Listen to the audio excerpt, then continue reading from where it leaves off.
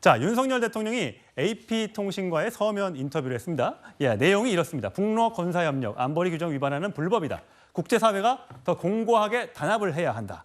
자, 한미가 북한이 핵공격을 할 경우에 압도적 대응력으로 정권을 종식시킬 것이다. 이렇게 서면 인터뷰에 대답을 했는데 과거에 여러 가지 발언을 통해서 윤 대통령이 이렇게 말한 적이 있습니다. 정부는 담대한 구상을 흔들림 없이 가동해 압도적인 힘으로 평화를 구축함과 동시에 북한 정권이 핵과 미사일이 아닌 대화와 협력의 길로 나와 북한 주민의 민생을 증진시킬 수 있도록 국제사회와 공조해 나갈 것입니다. 북한은 핵과 미사일 능력을 고도화하면서 대한민국 타격을 공공연히 운운하는 등 군사적 위협을 더욱 노골적으로 드러내고 있습니다. 한미일 안보 협력을 더욱 강화하면서 북한의 위협에 대한 압도적 대응 역량을 확보해 나갈 것입니다. 윤석열 대통령의 대북 노선은 확실한 것 같습니다. 한미일이 뭉쳐서 북중로를 확실히 견제하자 이 뜻인 것 같아요. 민주당의 입장은 어떻습니까?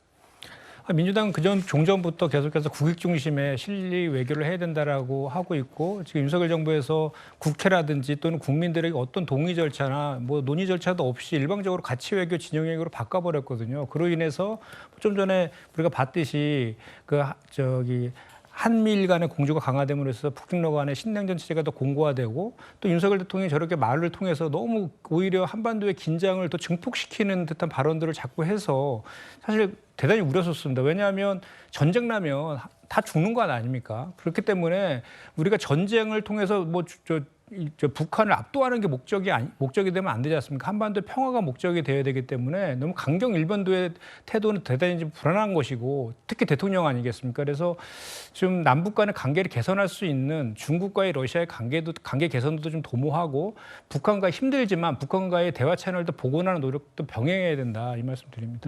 김우식 교수님.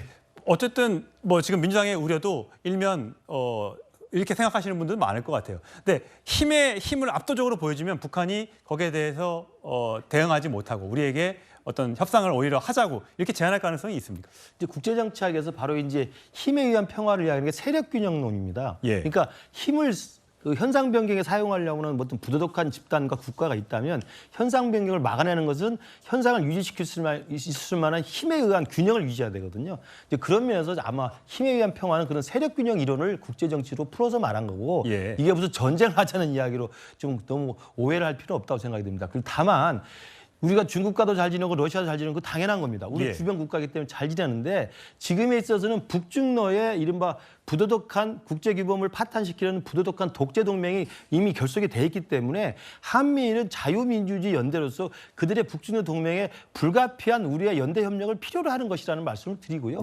이것이 마치 전쟁을 우리가 불사한다고 우리가 오해하는 것은 아니고 오히려 평화만을 이야기하면서 우리 김현정 대변인 말씀하신 것처럼 전쟁 나면 다 죽는 거 아니겠습니까? 이건 전쟁이나 공포를 통해서 평화가 마치 절대 지상적인 것처럼 이야기하는데 문재인 정부 때 이인영 당시 통일부 장관이 했던 논란이 됐던 말이 그거 아닙니까? 통일부 장관 국무위원인데 내 머리에 포탄이 떨어져도 너는 평화를 외칠 것입니다.